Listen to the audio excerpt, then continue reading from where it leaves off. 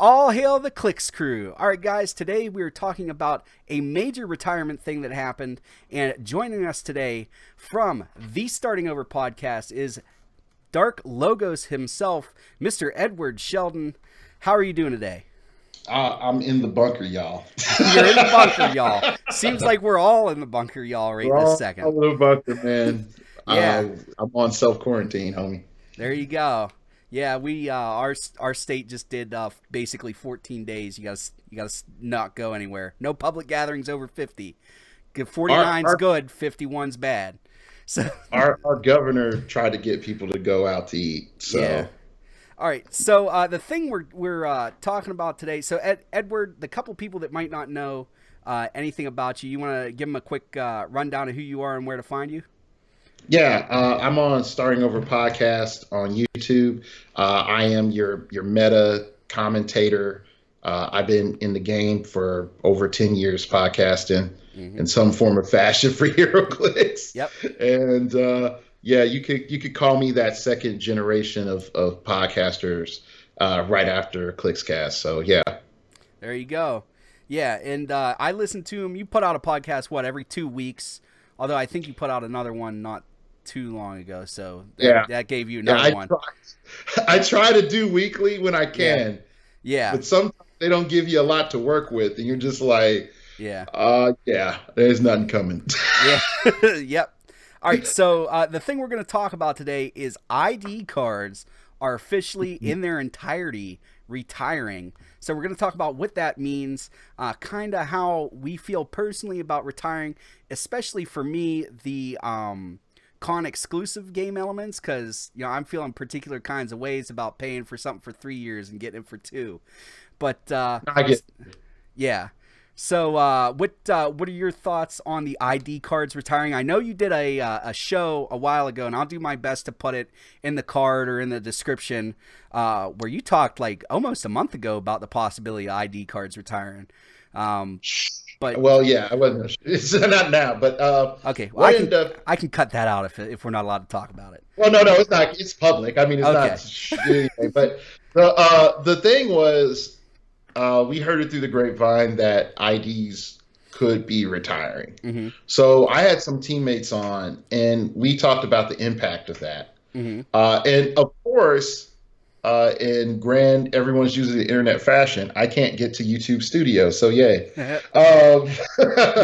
But what we have a whole discussion about that, and since that time I hate to say it, like, progressed in my view on things. Okay. And I'm not gonna like reveal any of the testing stuff because we had some in-house testing stuff, but I've learned a lot in the last 48 hours about the impact of the new meta, and it's going to be interesting.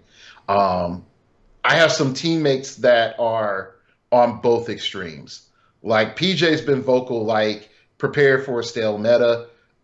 Then I have George Masu on the other end that's like, look, this is going to be awesome, and there's going to be classic clicks.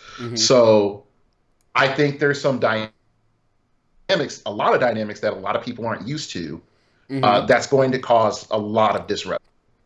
Okay, so do you think absence of ID cards is going to help, like, older players, like people that have played a while before ID cards were a thing? Like, we're going to be like, oh, I remember what it used to be to basically just use on-board items, or do you think it's going to be mostly new people that it helps? Actually, I hate to say it like this. Yeah. The person that will come in after retirement and then plays 2 years will be the Kings. Yeah. And here's why I say that. The older players like me used to just seeing everything that's on board and thinking that everything on board is what all there is. When we have more than enough mechanics right now that are still sideboard and offboard, independent of IDs. Yeah. Okay. And I don't see WizKids getting rid of that. Yeah. Okay. Then you have the newer players. I would say ID cards forward, or right before ID cards forward, that are used to having a multiplicity of options to get poor powers onto the field to solve their problems in that moment, and high damage outputs, that come along with it. So Mm-hmm. as I said to like a couple of my teammates, we're used to playing highly efficient, specialized pieces, Mm-hmm. and then using the ID cards to be our like Swiss Army knife to solve the rest of our problems. Mm-hmm. And it's one of the reasons why like you can see certain figures become dominant in the game because they are the ones that are able to call in or utilize the most amount of those Swiss Army knife pieces. So both mindsets have problems. Mm-hmm. Because if you go back to full on classic mindset, then you're still not thinking about what is on your opponent's sideboard or side options that are still in play. Yeah. If you're a newer player, you're going to have trouble actually streamlining and figuring out what's really important in your team, Mm-hmm. and how you're going to solve for a multitude of options. And another analogy I gave a couple of my teammates, the other night is, let's just say there are 40 options in the game right now. Mm-hmm. Okay. And the average team is going to have somewhere between 1 and 15. Mm-hmm. And let's just say even a high level team has 20. Mm-hmm. A high level team only has half the options. Yeah. Whereas classically, in older play, you could have a team with literally all the options. Yeah. You can't build teams like that anymore. Yeah. And so understanding that becomes a big deal. Mm-hmm. So that's my thoughts on, there we on go. that. Okay, so we're losing ID cards from X-Men Xavier School. We're losing all that good stuff. So no more Wolverine, Cyclops, Storm, Magneto, a couple of the student ones that people liked. We're losing all the, I don't know, whatever the DC version was. The files. The files. Yeah, the files, whatever those were. I thought we were supposed to get those in a set at some point, but those only ever ended up being con exclusives. And then we're also losing out on the Marvel Con exclusive IDs that were like Banshee, Psylocke, Colossus, Professor X. And on top of that, you're losing the Blackbird and all the IDs to go with the Blackbird. So, I mean, X-Men got decimated. Well, in part, I think, okay, so I look at it like this. Yeah. Who got hurt the most, unfortunately, was all of those teams that needed ID retaliation. Yes. Those teams got hurt. Yeah. So Star Trek, Wakanda, those two are some of my top favorites. Yeah. They all got sort of punched in the gut or getting punched in the gut after retirement. Yeah. Because for a brief window, they were like, we can do something. Yes. Yeah. Because they don't have anti-retaliation mechanics. Right, yeah. Built in. But at the other end, it makes it so that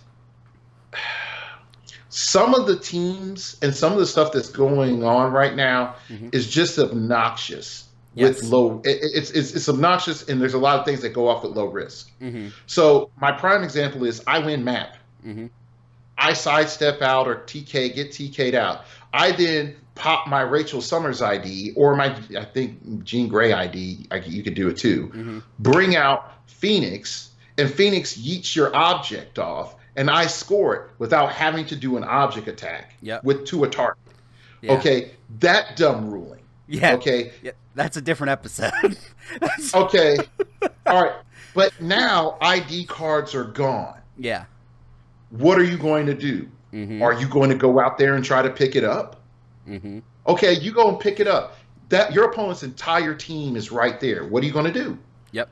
Are you going to say, oh, but look, Darklogos, there is the penguin map bonus, and I can have the seals go pick it up.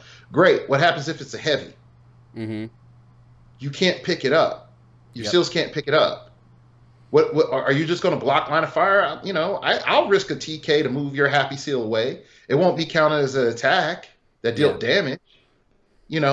I'll go and have my guy pick it up, or have somebody go out and pick it up, and it's fine.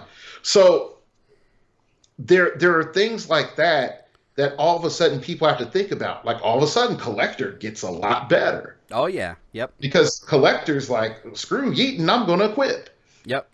So that's a mindset too. I think a lot of things that people are just used to, like I have a TK, then someone calls out Magneto, then Magneto TKs me, then Judo flips me an additional square. Yeah.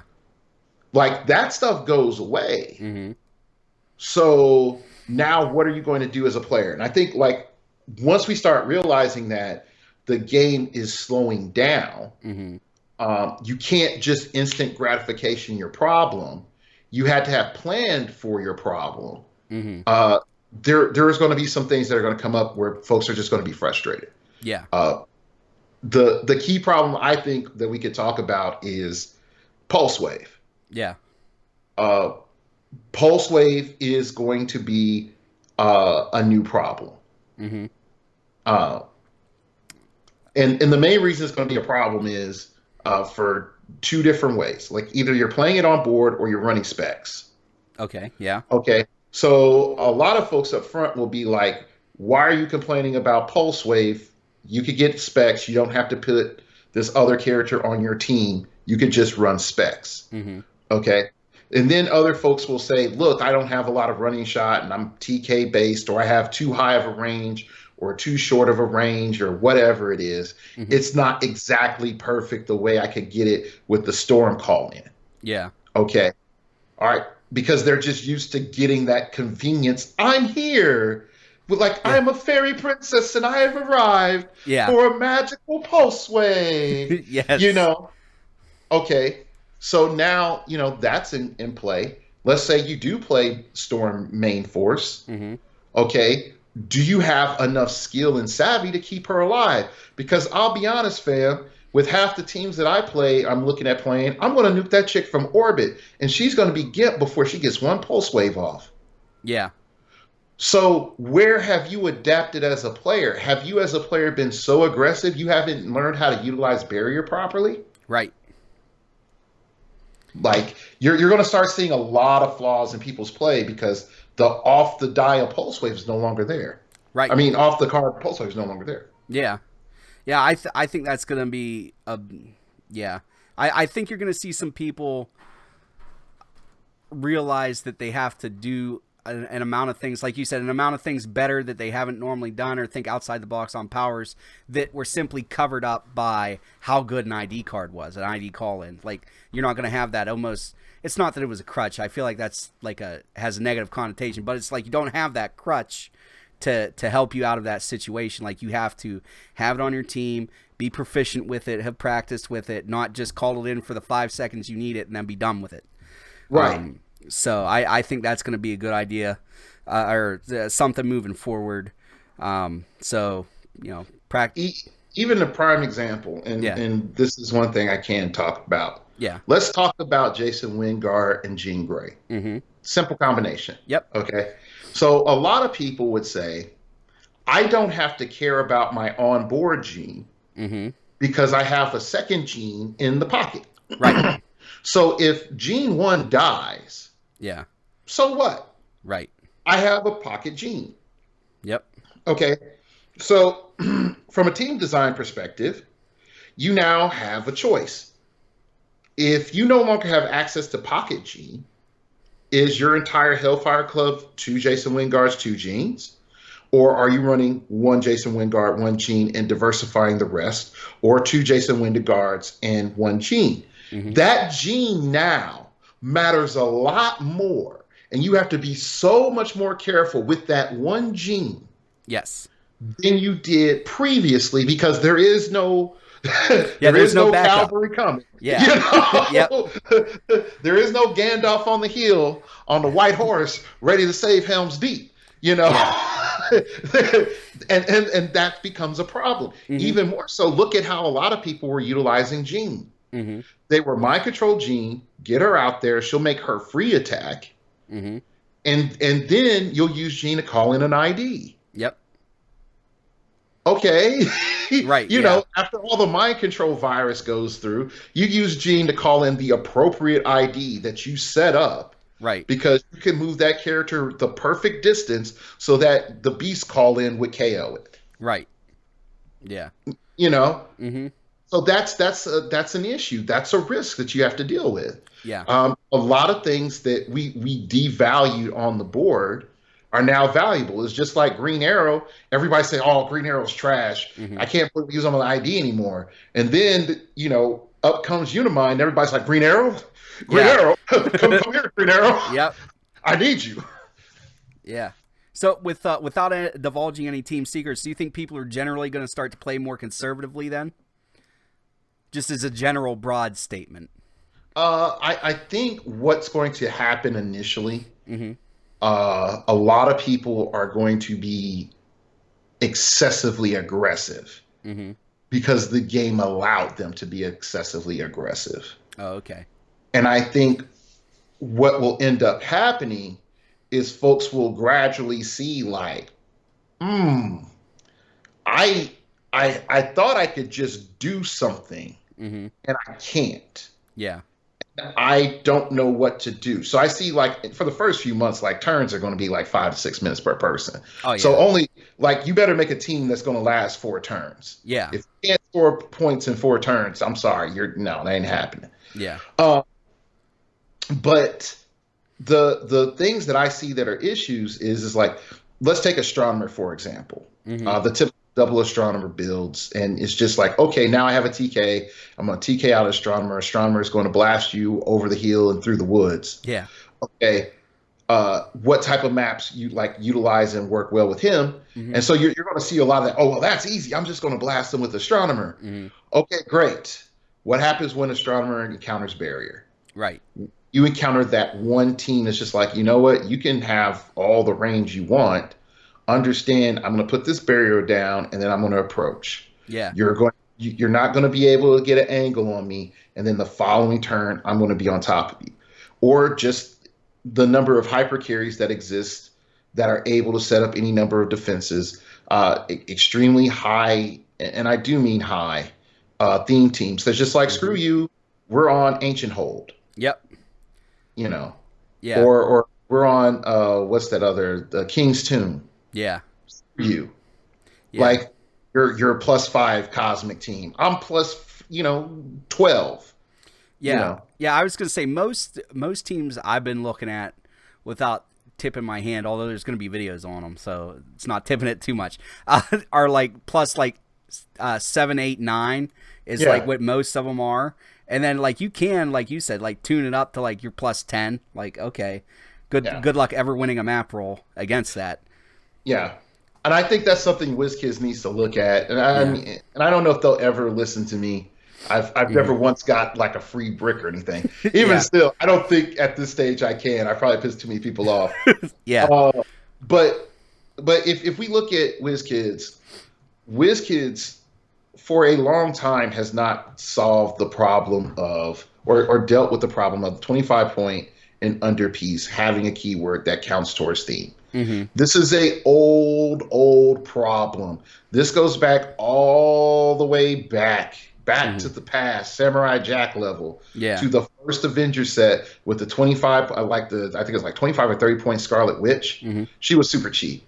And then going forward to Web of Spider-Man with the Apprentice or something or other. I forgot what it's not Apprentice. I forgot it was a little black scientist dude. Yeah. Dang it.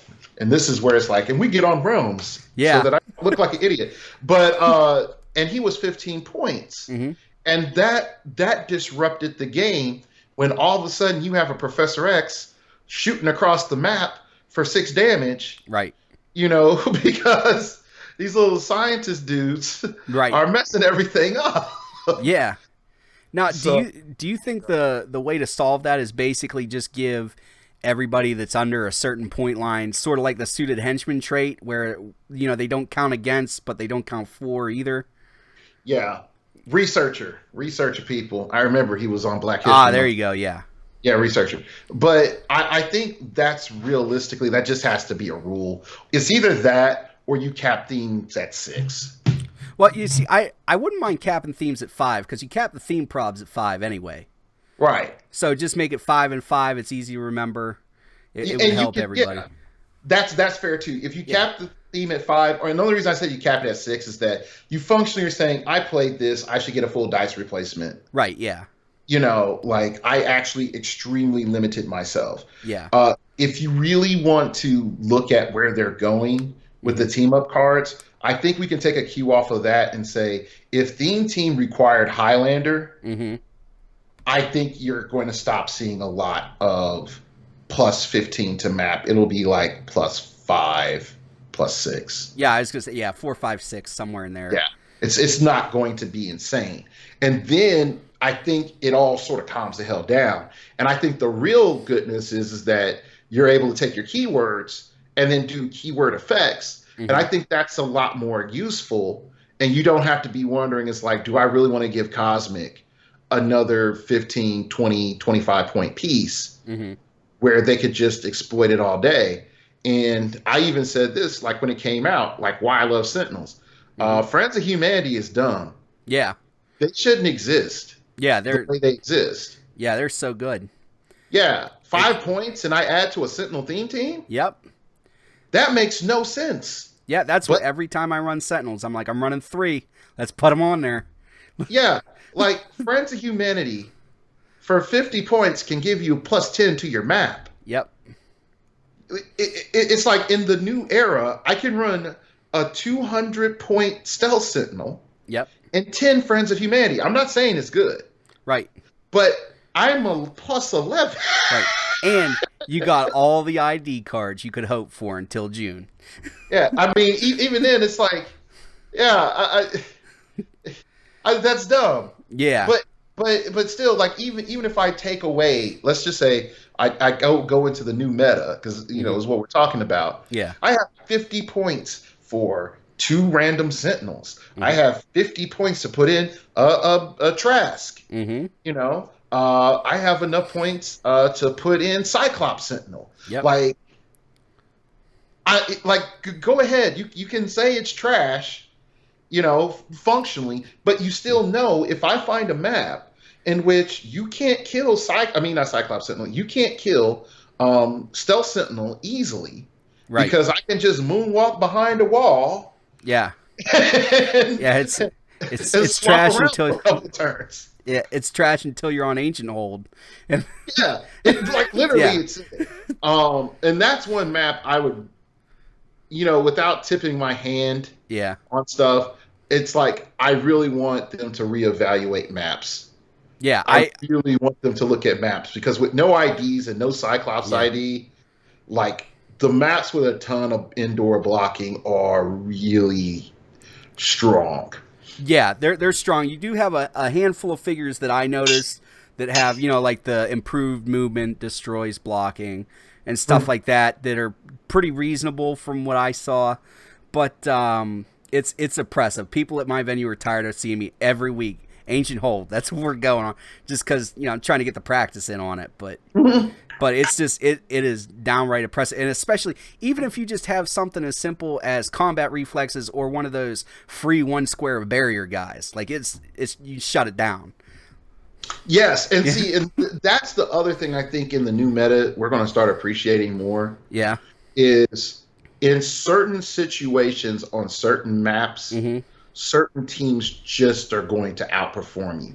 Yeah. And I know folks are like, well, that's always been the case, you know, Darklogos. And it's like, no, it hasn't. Not in the last few years. Right. Because we've always been able to compensate for those matchups with an ID. Oh, my opponent is behind blocking. I'm going to call in Cyclops, peep the angle, son, and then I'm going to snipe that. Yep. Okay, I caught you slipping.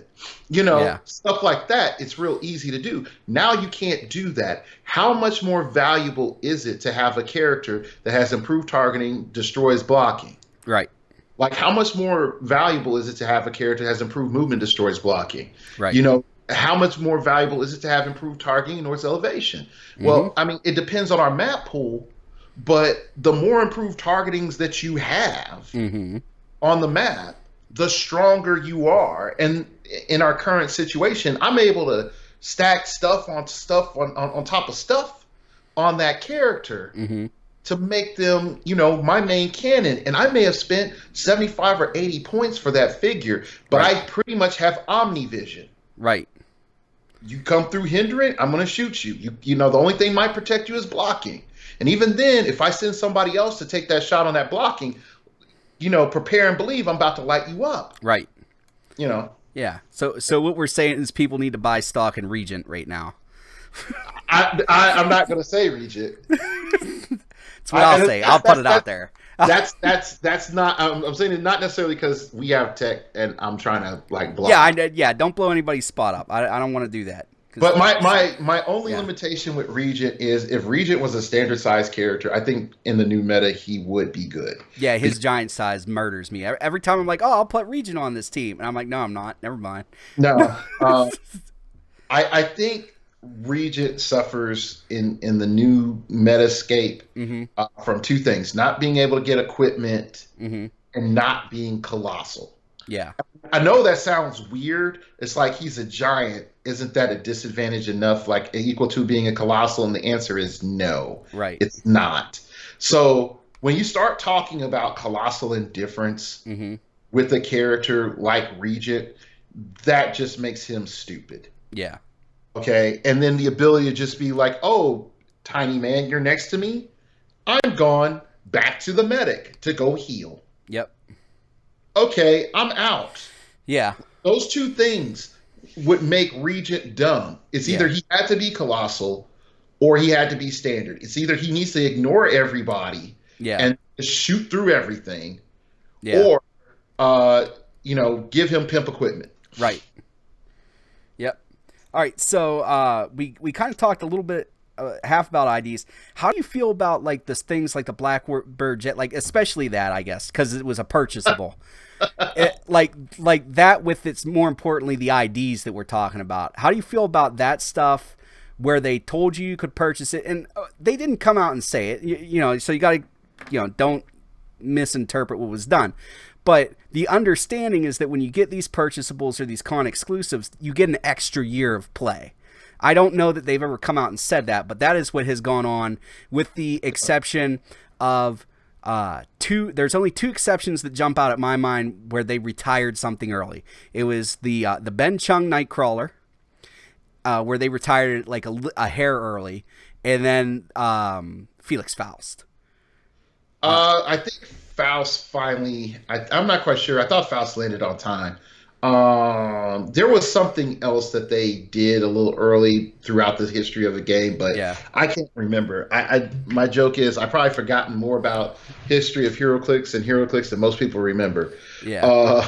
But here's my thought with the con exclusives, and this is something that I wish WizKids would listen to me, and I've said for multiple years. Do not put fringe mechanics into con exclusives. Okay?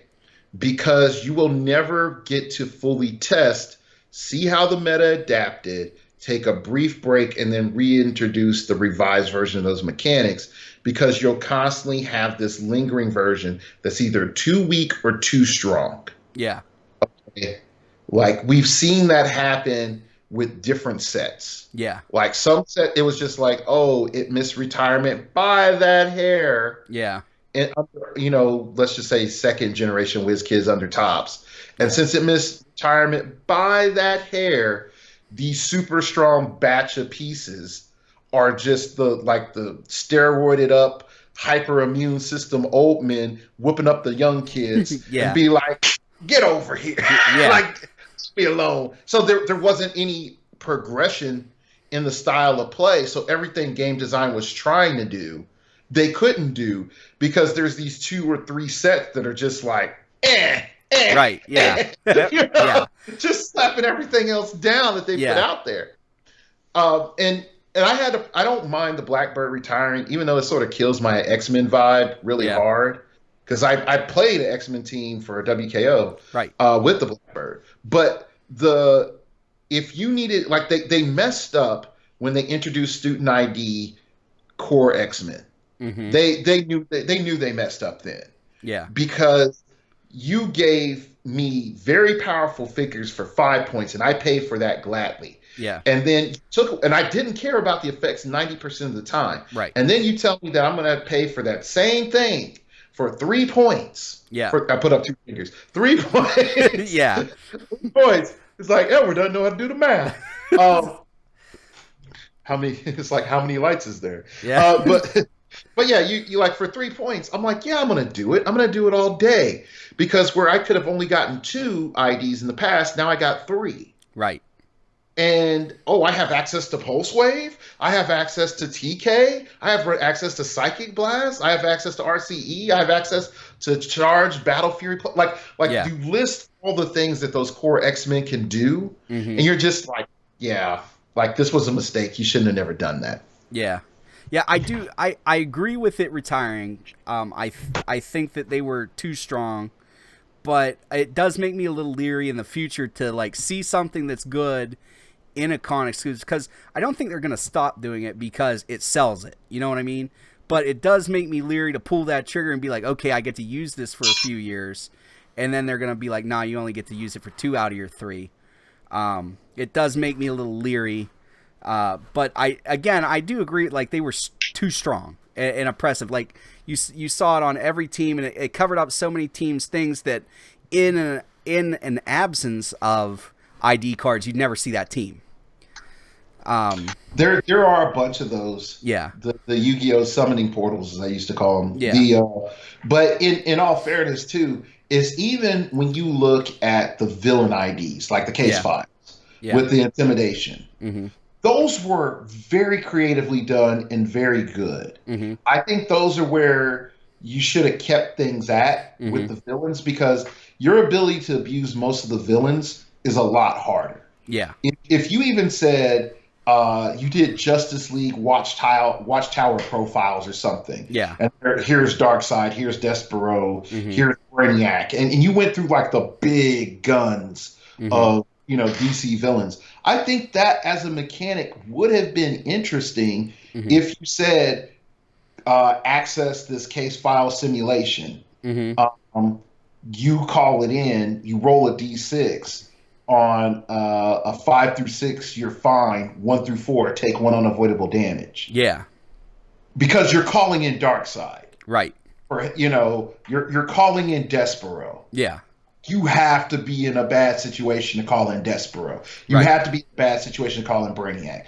Okay, now I have these guys in there, and then they just have the intimidation like -2 defense.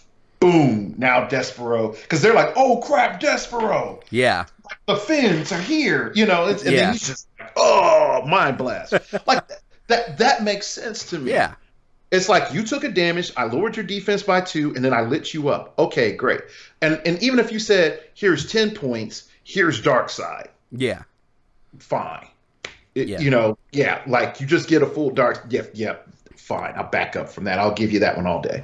Yeah. Now, I do have a question that's a little, like, if we were to revisit something like IDs, like something similar to what you're describing, do you think something like what used to be the 10% rule, do you think something like that would happen or help, where it's like, okay, you got your 300-point meta, a maximum of 30 points of your teams can be tied up in ID cards, special objects, and map bonus?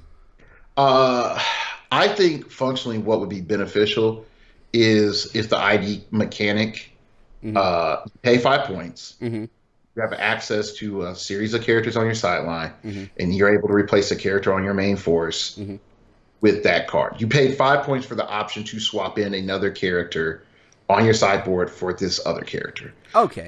I think like how the round table did it is I have time to help. I think that was fine. Yeah. Because functionally, I paid 5 points plus use my sideboard for the option of permanently bringing in a character. Yeah. And I think that would fix a lot of things. Not this, hey guys, let's go. Yeah. I summon you. I don't have any cards around here. It's like I summoned you after my phone falls. Like I summoned you. Green Arrow, go. Ultimate Kryptonite Blast. Yeah. Yeah. But yeah, if you could like functionally replace the card, replace the character, I think it would be fine. Yeah. Okay. So do you think with the ID cards, do you think that being gone when that happens, Do you think that retaliators are going to run amok, like all hail our new overlord Tri-Sentinel, or do you think it's going to be like kind of reined in a little? Like it'll be that way for a little bit, but then there's this other thing that maybe the rest of us that aren't on Phoenix Nest will catch on to, and it won't be so bad. Or if it's a trade secret, you can just say it's a trade secret. In part, I have no comment. Okay. But this is what I will say. Yeah. In our show, and I checked it, is episode 302. Okay. Where it says Nest chats about IDs and retail. Okay. So we put in our 2 cents then, and that was like back in January. Yeah. So this is fresh when the rumor mill was going. Yeah. Okay. I hold to part of what we said, mm-hmm. which is retail is a problem. Mm-hmm. I think any of the retail that's left is still a problem. Mm-hmm. And the main reason that I hold to that is there's enough mechanics, even without IDs, mm-hmm. where I can jump a good chunk of my force mm-hmm. in your face. Yeah. And you cannot afford to ignore that force, mm-hmm. and you just have to accept the IDs. Yeah. Accept the retail. Yeah. And when you look at that going into the future, I think that's rough. Yeah. Definitely when you have, like, Tri-Sentinel, that can affect your whole team. Mm-hmm. It was already bad enough where you had Surtur when, I call it Fire Sword. Yeah. When he deals the 1 penetrating damage to every opposing character around him. Yeah. It was bad enough with that. Tri-Sentinel is a bit worse. Mm-hmm. But I really do think that they need to go through and either hot fix everybody to be, I hate to say it, is you no longer have retaliation and you no longer have colossal indifference. Mm-hmm. And so, like in Tri-Sentinel's case, it would be able to move, it'd still be able to destroy all its stuff, mm-hmm. but you would have to just like take a power action to do it. Like, oh, I'm blowing up all this terrain. Cool. Or every time you pulse wave, every bit of terrain within 3, every bit of blocking terrain within 3 damage is destroyed. Mm-hmm. Everyone is just adjacent to it takes 1 penetrating damage. Now it's a lot harder to set up. Yeah. But you still have a character that is useful mm-hmm. on a lot of situations. He just can't go cross the map and be like, I'm here and do one of those like big super stomps. Yeah. And then be like, boom. And then he'd be like, pulse wave. Yes. Yeah.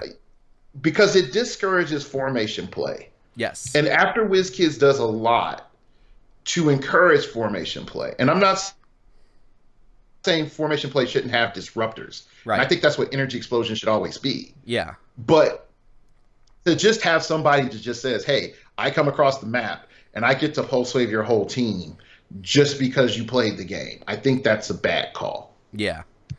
Yeah. I think, I don't know. I think something. I don't know. I almost want to say that like they almost need to do like a whole errata for Colossal Retaliators, and something like you said, like either take that stuff away or like maybe let them keep it, but just put something in the rule book that when you use Colossal Retaliation, you get like a -2 to your attack value or something, just kind of rein it in. Although -2 might be a little extreme, but something similar to that where you get some kind of a stat modification or something like that. I think the fairest thing that you can do is you can take 1 or 2 approaches. You can allow them to still be strong and limit 1 per force. Yeah. So like for example, you had Giant Girl that was 10 points that could retaliate after another retaliator. She's Golden Age. After retirement, we won't have to deal with her again. Right. Okay. And then you had the other Giant Girl who was able to just be played and had the potential to power action and Colossal Retaliation. Yeah. Her Colossal Retaliation was just giving her a supercharge. Right. Literally. So there wasn't anything that was that bad about that Giant Girl. Right. But the Fast Forces Giant Girl in the proper situation could flip over, do a free attack after a retail, and then colossal punch something, else that was colossal size. Right. So I think like the middle ground is if you make more of your colossals like that giant girl, where it's a power action to colossal retaliate, it's not free. So you can't like after you do it like moonwalk back. Yeah. And and get out of dodge. Right. Like, because we've seen it so many times. Right. Oh, I colossal retaliated with my suitor, fire sword, perplex up suitor's movement. He's moving back now. Yep. It's like, what? You talked all that good jazz, so then you run away? And then he's like, yep. Yep. I'm gone. Yeah, I mean that's something that could be good. It's just making them more like that giant girl. That could be good. I like the one per force though too. That's a good idea. So hopefully they figure something out. I don't know. We'll see how oppressive they get. Because we got this Justice League set that's still supposed to come out on April 8th. Still, and then we got what do we got after that? Fantastic Four supposedly in June, but we'll see. Confidence is not high to me that either of those are coming out on time at this juncture. Here's my bet. Yeah. I think Kenny did a picture or something or a live something with Justice League in the warehouse. Yeah. So Justice League is stateside, before all the silliness. Okay, yeah. Which I'm not trying to get you demonetized, so we're not. Yeah, the thing that's thank you. I was desperately worried about that 7 cents I was going to make from the video. Yeah. Yeah. Hey, man, I'm just saying. Yeah. Some people care about that YouTube money still. Yeah. I gave up years ago. Yeah. But anyway, but for Fantastic Four, I would say just expect it to be delayed even till August. Everything's in China. Like, right. Yeah. Let's be honest. And then we have our own limitations, and my issue is WizKids as a company needs a come to Jesus business model redesign philosophy, which is this: if you continue to make 60-figure sets, and with blind pieces and this that, and you make your money this way, and it comes from China, and magical whatever comes on top of it, sprinkled like the Simpsons meme, if you know what I mean. How are you going to approach consumer confidence? Yeah. Okay.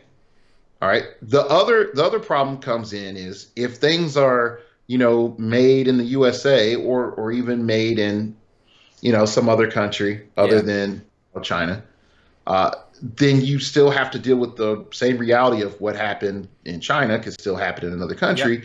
Yep. And if you're in America, how much would it cost for you to make a set, and what would change in your business model, and would you be better off having $100 product with 35 figures? Yeah, and it's all known figures. And then you sell a $50 like bad guy pack or a $35 bad guy pack where you have all the minions and stuff. Yeah. I think if you did that and it's domestic, again, you have 35 figures for $100. I know what I'm functionally telling everybody is what would happen if you bought 4 Fast Forces. Right. Okay. So you're spending about $100. Okay. So about 4 Fast Forces worth of guys and give you a couple for free, okay? And that's $100, even $110. That's your set. It's all done, okay? You go get your little box or whatever, and it has your guy layered. You don't we wouldn't even have to worry about storage anymore. It's all there. They're layered in there. You put them back in. Yeah. You feel good about yourself, like one of those magic box sets. Yeah. Okay. Got your bad guy pack. You can see your bad guy. You can get your plastic tins and stuff for your bad guy pack. Okay. And then what you do is do the one thing that I told you to do, not on my last video, but the video before, is you sell us card packs. I was about to bring that. I was going to be, if he doesn't go there, I'm going to bring it up Sell and us remind card them. packs Yeah. to allow us to get new abilities, new Yeah. traits, new special powers Yep. on those characters. Yep. And And you'll make more money, whiz kids. yeah. More money. Yes. And you know what they could do too is if they still wanted to do the blind option, they could do the cards as blind packs. I wouldn't want that. I mean, I wouldn't want it. I would like to know what I'm getting. I'm just saying, if we're trying to get people to buy a bunch of them, that's a way to do it. and here's where I'm piecemealing out, like on the consumer end, Yeah. on what they're spending. Mm-hmm. Okay, so we have 35 core Heroclix. You don't have to worry about this rarity BS anymore, whiz kids. Right. You can just make 35 broke dudes. Yeah. Okay. You don't have to worry about this rarity stuff anymore. Mm-hmm. Goes away. Thanos snap. Yeah. There we go. All right. And if you want to feel more heroic, I am Iron Man. There you go. Yeah. Boom. There you go. Then you want your minions, you want your Madrox dupes, you want all that good jazz. There you go. Boom. Madrox pack. 6 different Madrox. Happy, dopey, sleepy, all all the Madroxes. Yeah. Okay. Aim pack, aim blue, aim white, aim red, aim yellow, aim green. Like all the aim colors, multicolor aims. $25. You want multiple aim packs? $50. There you go. Yeah. There you go. Okay. And then when you have those cards, and you can just be like, I want to buy the Batman card deck, sir. Mm-hmm. I want to buy the Martian Manhunter card deck, sir. And they'll be like $6 Mm-hmm. for 12 cards. You could just say, and this is where I'm trying to, inflate it so that there's profit margin for everybody. Yeah. $6. Yeah. You're going to make more profit. Yeah. And the people won't hate you. Yeah. Well, something else too is if you made it like, let's say you had a problem with a Batman figure, like this Batman was just dominating everything.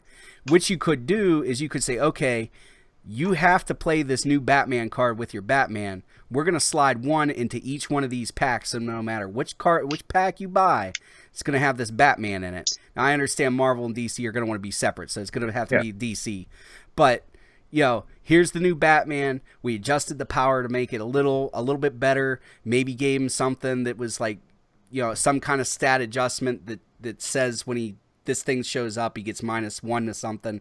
Like, it would allow him to kind of fix something that was maybe overlooked in game design or something like that too, rather than issue ratas in somewhere that, quite frankly, I direct people to the rules place all the time, and they're like, I can't find anything on there, or they're like, I've never heard of this place, and they just so it would be something that's a lot more out in the open that would allow them to be like, here's an official card, because print and play is not allowed anymore. Oh yeah, so, we sort of figured once that conspiracy happened, they were going to sell us cards. Yeah, but even more so, everybody's going to say, "Hey, Mr. Clicksfix, you let this crazy dude on your show with a weird idea. Why did he even say all this stuff? Mm-hmm. Because WizKids has already done it with Dice Masters. Mm-hmm. They've already done it with Dice Masters. The prize support for Dice Masters was alternative cards. They've already done this. So why don't you enter? And I think that's in particular why they've done the team up mechanic, because they already saw how the mechanic went over in Dice Masters, maybe learned some things. The problem I feel is that they haven't saw, like, look, let's just monetize it this way. And save ourselves some time. Like, you can even make your prize kits for a month. Look, 1 new sculpt, 1 reuse sculpt, 4 new cards. Right. Keep the cost of the kits the same. Yep. Guess what? You made more money. Yeah. Made more money. I mean, you could even hypothetically just have cards as the prize kits. If they were good, if they were very good, if it took somebody... They don't even have to be good. They just have to be okay. Yeah. They just have to fill in a niche. Oh, we've heard this complaint that people don't like Batman performing this way. Here's another card that lets him do something else. We used our magical point formula to determine that this special power isn't equal to this other power. There we go. Right. Yeah, and then it's $1 to make, $1.50 to ship, and then there you go. It's not even $1 to make. It's like Yeah, 0.01 cents per card. right, Like you're talking about a sheet being like at max $5. right. Yeah, so they'll be making. I mean, after shipping and everything, they'd make on a $15 kit, they'd make like $13. But and Right. that's highballing. That's Yeah, like okay, let's just lowball a yeah, $15 kit. Let's yeah, just say they sell it to Diamond for 10. yeah. Okay, they sell it to Diamond for 10. They probably, after all the shipping and stuff is done, they probably made $8. Mm-hmm. At worst, 5. Yeah. At worst, 5. Mm-hmm. So every prize kit you send out, the cost of it, you're getting half of it back recouped immediately, Right. and the other half is profit. Right. And I'm including shipping people and all your distribution stuff. That's in your base cost. That's basic business. Okay. So when I look at that, I'm like, that's a better model. Yeah. That's a way better model. Go ahead. And well, something that you haven't thought of that I was just sitting here. Well, it's not that you haven't thought of it; it's that I didn't hear you say it. Was what about like objects and stuff like that? Like if there's an object that needed help, Yeah, I haven't thought of objects. or an object that was too good, you could be like, okay, you know what? Here's your prize kit. We're gonna make all these lantern rings way better because nobody's playing them. Or, something like that. I think would be a good idea too. Or, and here's the thing with objects. Very few objects, I think, actually have a point cost written on them. Yeah. You can let's see. All right, hold up. You can tell how unorganized I am. All right, so here's my daimonic ring. Mm-hmm. Okay. All right, let's just say it says it's 5 points on the back and on the front. All right, cool. All right, nowhere on this ring does it say 5 points. Right. So everything like that. What happened if I release Daimonic Ring 2.0 and it's 10 points and it does like a whole paragraph? Yeah. And that's the card. Here you go, Daimonic Ring 2.0. Boom. Yeah. Oh, you mean that I get to also get free a second attack if I roll a crit hit? Yeah. I'll pay for that. Yeah. And if I crit miss, I don't take one unavoidable damage. Mm-hmm. I'll pay for that. Yep. Or whatever you want to do. Yeah. Like when I hit my opponent, they're also my knockback cannot be ignored by charge and combat reflexes. Yep. I'll pay for that. Yeah. You know. Yeah. So I think alternate cards are a good way to go. I did want to touch on that because when you brought it up in your show, I was like, that is such a good idea. And then I was just sitting here while you were talking just now, and I was like, the objects could also do the same thing. So Yeah, that tire staff they gave us for WKOs, that could use another card. yeah. Oh man. It's like I hit you with my rubbers. It's like it's that quarantine talking. But yeah, it is. But all right. So do you have anything else you want to say about ID cards or anything like that? No, I think overall, I think a lot of people that are poo-pooing what's coming haven't really understood that from previous game design, we have a lot more options than we did before. Mm-hmm. They toned down. They learned their lesson from resources. Mm-hmm. They learned that they can't do resources again. Yeah. Or if they did resources again, they have to cost a lot more. In my opinion, they would have to cost a lot more than what they did to make items still valuable. Yeah. Okay. Because if the Infinity Gauntlet is 30 points, any resource that you would introduce that would be multi-figure has to start at 50. Yeah, I was going to say 50 to 100 points, depending on what it does. Depending on what it does. Yeah. And I know a lot of folks will be like, oh man, that's ridiculous. That's way higher than anything else.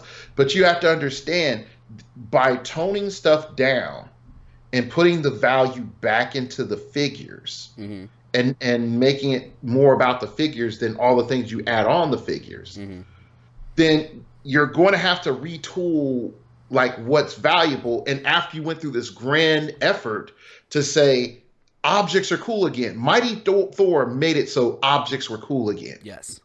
Okay. And they saw over time how I wouldn't say ingrained ourselves in objects, but how we've played with the objects. Yeah. And we went back to resources the way they were, it would just wash all that goodwill away and wash all that experience away. And you wouldn't be left with anything of value. And everyone would go back to hyper tweaking, and you would see hyper elite narrow. You would see even fewer figures being played because this small list of 5 characters hyperly efficiently use this resource better than these other 35 figures that use it efficiently. Right, yeah. Yeah, it's so efficient that there's no way you can't run that resource anyway, so you're just running those 5 figures.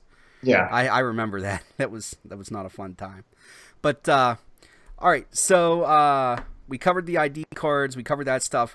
All right, so one last time, if people want to find you, where would they look online to get a hold of Darklogos?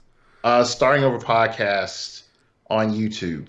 Okay, and I'll do my best to have that in the pinned comment or in a card somewhere so that you guys can see that stuff. Because he is good. I do watch his shows when they come on. So thank you for joining us. Edward, it's always fun when you come on. Yep, support the Phoenix Nest. There you go, guys. All right, that's all we have for you guys today. As always, please remember that it's only critical miss if you don't have probability control.